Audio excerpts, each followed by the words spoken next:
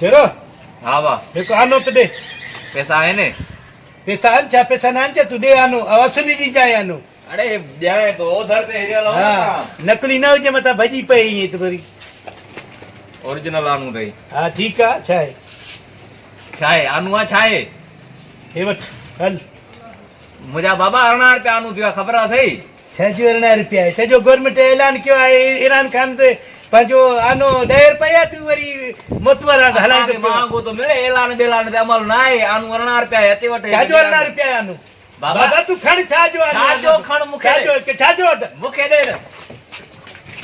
ये असा के तू आयो असा के एड सो असा के आयो त मुंह में आनो है त सजो असा के आयो ते भगवाए मुंह के छाजो मुखे हे मुखे मा के आनो आयो ती तू एड सो मा के किए बड़ियो वा मुंह में आनो है त असा के एड सो असा के तू ने मुंह में आनो तो वणी एकड़ो मिट मा चा तू हे तो पाण आयो के दे तू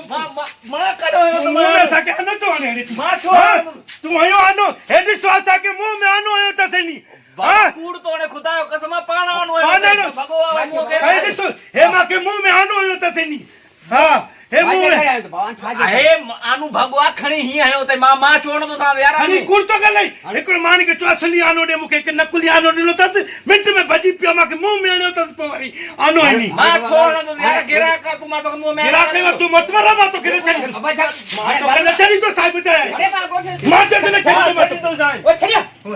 हाय हाजी साहब आने तो तुझे कर मा चले तो मुके नकुली आनो दिनो तस मा के एक मां को दे तो जो नकुली आनो मिनट में भजी पियो मुके मुंह में मुंह में आना नकुली नाइन पेरी गाला बियो आनू 18 रुपया 10 रुपया तो दे आनू भगवा ने पाणा मुंह में आवा तू ही नहीं हुआ मुके मुंह में मा छोड़ फैसलो कयो गोठे चंगो मुरताया मा फैसलो कयो हाने गाल बुधो हाने दिस तोखे कुछ बना है मुजा सोना हे दिस जो हे सजो सजो कारो मुंह थी हुआ हे दिस ये कपड़ा सज हे दिसो बिनी मा फैसलो कया बिनी के मंजूर है तो मा फैसलो कया मामा है ना आनू मेड़े ही मुंह के आयो जाजो में आयो जाजो थिन मुके मुंह में आनो आयो अटा इते तारा मानू हां पाजे वडो भाई मुजो वसायो व्याजी मान के बुधायो मैं ने तू तो दुकान पटजी वे तू सोन्या हाणे वसायो व्याजे के अरे बाबा हाणे गाल बुधो हाणे तोखे कुछ बनाए थियो हेना जो दिस बूथ में सजो कारो थी है तो मुंह में सजो आनो लगो पिया बाकी हे दिस हाणे मा फैसलो कया हई त हाणे तमा बिनी के मनो कोंदो बाबा मन जे मां के मंजूर है मां तुझे पटके ने दिसा तो त मां हिन के जो मथे उगाड़े बिठो न हिन के मैं चप्पा पचड़ा ते छो बाटे बाण दे कुछ अरे बाबा हाणे मा चंगो मुझे पटके दिसु न छा सही पटके रे सही पता फैसलो कयो बस हां पटके के दिसु न मुझे छा सही पटको धोराणो छा कणो अरे ना बाबा पटके के दिस पटके में मान है शान है ठीक है फैसलो कयो सही हाणे तू हिन के सर्फ बडी दे साबुण बडी दे तड़को दुस वे जदो उन दे लाइन के शैम्पू बडी दे शैम्पू जो क्रीम भी दे एकड़ो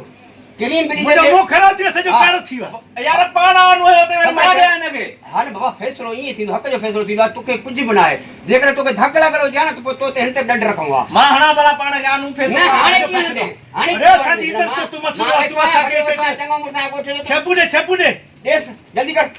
साचो नहीं खपे मुके छोजो पाड़े में सासे न खपे मुके शैम्पू डबो दे मुझे गाल बुझ पाड़े में दुकान करे रहा है हल पहे रे बुद्ध तो डबो दे सासे दे डबो कर दो मामा फैसलो थी नहीं बाबा हे छा एक धक्का सा केणी तो आता बस अठन ए साबुन मी मा खा साबुन हे खणने लाय बायो जो तो साजो सर्फ मा धोई तो महीनो पहले दे यार पूरी खणने हे चोकई दे महीनो कपड़ा धोना ने धपिए वे दीचा यार एक बाबा बस धप्पर नथी वने तो लाजमी हाने जो फैसलो थीनो पड़े पोपड़ी वटे परी साजे पूरी केरी में दे सके केरी में शादी है तू कढे दे तू करे साजे हे गिरीमा हे भी खाना है तू मा अरे बस बाबा ए मुंह में खुशबू दे धपा दे तो मा के नवर तो अब हाने दे बाऊ तो बता बस बाऊ तो बता दे न ट्यूशन खणे ना 150 और सर्फ करे मां छेरो एक गाल